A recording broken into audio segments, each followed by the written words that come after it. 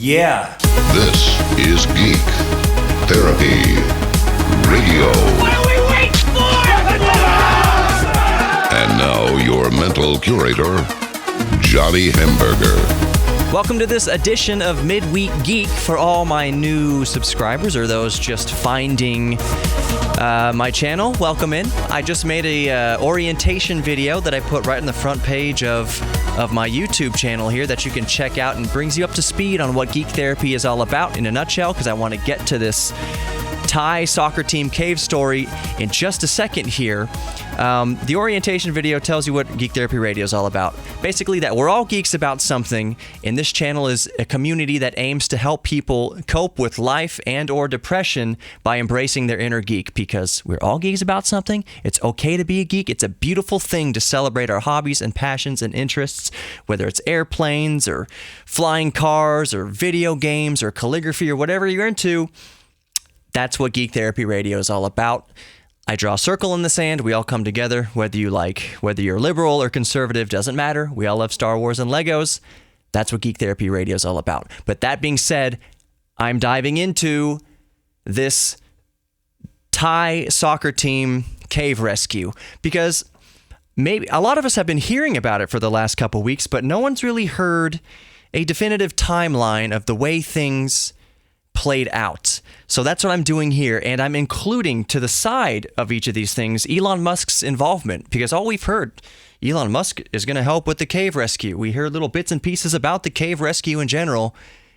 This video on YouTube and this podcast, if you're listening to it in podcast form, share the podcast, subscribe to the podcast, by the way, links are below. This is serving to be a chronological timeline of this Thai soccer team cave rescue. So without further ado, like I said, let's just dive in. No pun intended. First of all, I was wondering, just like probably a lot of people were wondering, what was a Thai soccer team doing in a cave anyways? And the answer is really simple. They went exploring after a picnic, They went to a cave after a soccer practice. After soccer practice, they had a picnic, and after the picnic, they went exploring these caves. While they were in there, torrential rains happened and the cave flooded and they couldn't get out. So that's how I'm having a really tough time right now talking. That's how they got in the cave in the first place. It reads like a Mad Lib. Thai soccer team gets trapped in a cave. That's like a Mad Lib. Anyways, it happened. Here's the chronological order of the things. Of all the things. Saturday, June 23rd, search and rescue mission begins after the wild boar soccer team of 12 and their coach go missing inside a flooded cave in northern Thailand. Sunday, June 24th, rescue teams find some of the team's belongings but have to pause the search due to rising waters. Monday, June 25th, Thai Royal Navy SEAL divers reach the cave. They find handprints on the wall and then pause the search yet again so engineers could begin pumping water out, or trying to. Tuesday, the 26th of June, rain hinders helicopters from searching for other cave entrances. Wednesday, June 27th, about 1,000 Army and Navy troops arrive with local volunteers to join the search. They are joined that night by U.S. and United Kingdom military specialists. Thursday, the 28th, heavy-duty pumps are brought in, but heavy rain once again stifles the mission for about 5 hours. Friday, the 29th, teams from China join the effort. Saturday, June 30th, Australia sends experts, so it's becoming a multinational thing at this point. Sunday, July 1st, more supplies are flown in by airplane as 6 countries now assist the Thai Navy SEALs in their search and rescue efforts. Monday, July 2nd, the first contact is made with the soccer team and the coach. All 12 boys are with their coach perched on a rocky shelf above the floodwaters, and they are, get this is crazy, they are 2.5 miles deep into the cave system. What is that, 5 kilometers thereabouts, 5 or 6 kilometers thereabouts? 2.5 miles deep in a pitch black cave with rising floodwaters. That's terrifying. Moving on, Tuesday, July 3rd, Thai Navy SEALs bring food and supplies to the soccer team. Wednesday, July 4th, our Independence Day here in the United States, experts consider the best ways to evacuate the soccer team while rescuers practice each scenario. This is when Elon Musk jumps in. This is where you started hearing about Elon Musk like some sort of Superman coming to save the day. Wednesday, July 4th, like I said, experts consider best ways to rescue while rescue teams practice. Elon Musk tweets this day, July 4th, that he's going to help.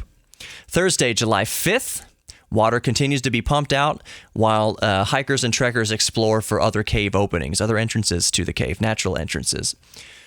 Friday, July 6th, tragically on this day, former Thai Navy SEAL Sergeant Salman Kunan perishes after running out of oxygen underwater in the cave system.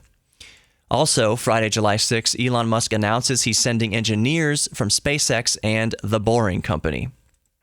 Saturday, July 7th, the mission races to beat the forecast for more heavy rain. And also on this day, Saturday 7th, Elon Musk builds a kid-sized submarine. Sunday, July 8th, 18 expert divers enter the cave and retrieve the first 4 boys 11 hours later.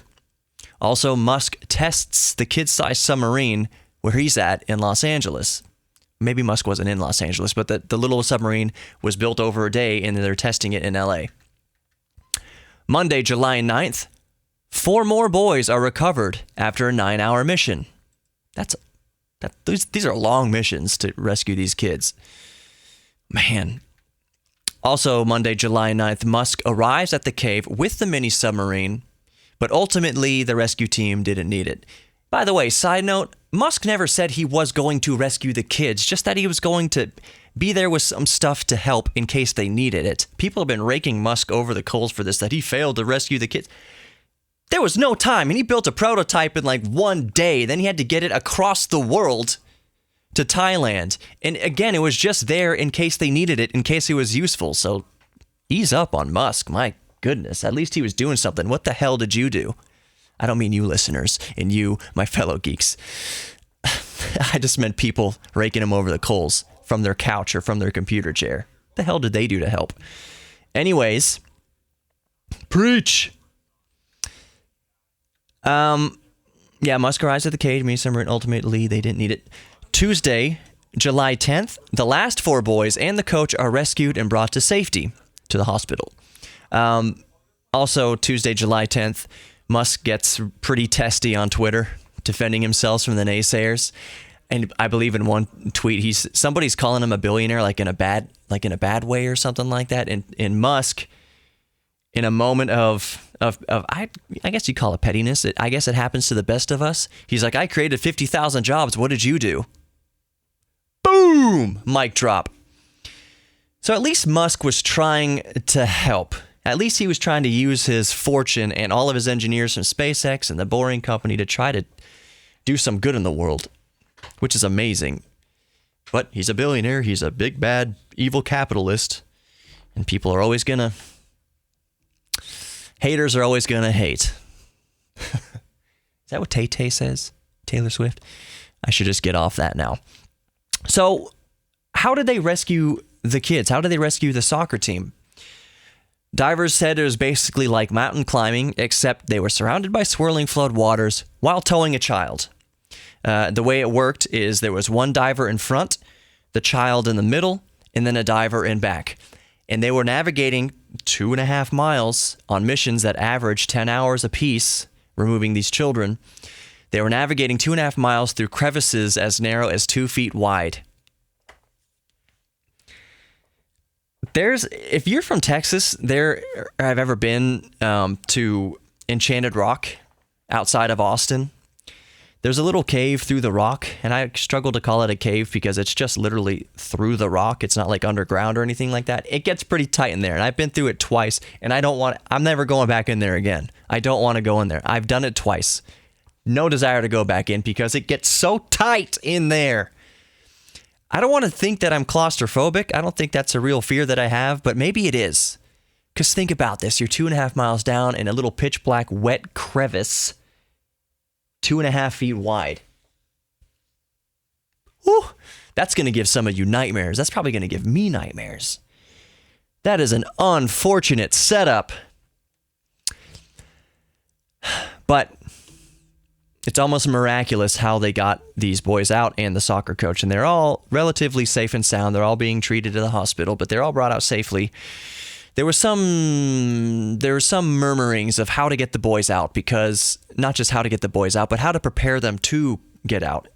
Apparently, they gave them some anti-anxiety drugs before they took them out of the cave. And you think, what? They drugged the kids before they brought them out? You got to think about this. These are children. Most of them don't know how to swim, let alone certified scuba divers. So you're going to need to give them something to keep them at ease. And I want to use the word pliable, so that they get through these 2.5-foot pitch black crevices and not freak out. For one thing, freaking out sucks up a lot of oxygen. So drugging, they didn't give them chloroform. That was one option on the table. Just knock them out cold, chloroform them while they're down there, and just drag their little limp bodies out through the cave. That was one option. But apparently, they gave them this anti-anxiety stuff, and they brought them out that way. It's a harrowing story. I hope you like this timeline, because I haven't seen it. In this whole operation, maybe I just didn't take the time to look for it, but I think most people were pretty ill-informed as to the actual timeline of these events happening. So I'm just providing it here for you. I hope you appreciate it. It's very interesting, especially how Musk entered the equation. Surprised it wasn't Dennis Rodman going across the world to do whatever Dennis Rodman... Do you see what he was wearing in North Korea, by the way? That weed coin or whatever shirt he was wearing. It was like he was advertising a cryptocurrency, but I think it was called weed coin. We're all geeks about something. That's going to do it for this episode of Midweek Geek. I hope you enjoyed it. Hope you enjoyed the story. I'm Johnny Hemberger. Be sure to subscribe to the podcast on Spreaker, iHeartRadio app, iTunes. I use it Pocket Casts on my Android. On your Apple, you can use the podcast app. All sorts of things. If you like the show, just like it and share it. Welcome in if you're new subscribers. I really enjoyed having you here. Join the community. And by join the community, I don't mean a weird thing where we grab hands and say kumbaya. I just mean share your geek thing. What are you into? We're really interested. What interesting things do you like? But that's it. Thank you for listening to this episode of Midweek Geek. I'm Johnny Hemberger. I will see you for next week on Midweek Geek, and I'll see you in a couple days for the official podcast/broadcast here on KPRC 950 of the official Geek Therapy radio show. Until then, take care. We're all geeks about something. Enjoy your geek thing. Share your joy with others. Be the good in the world. And I'll see you next time.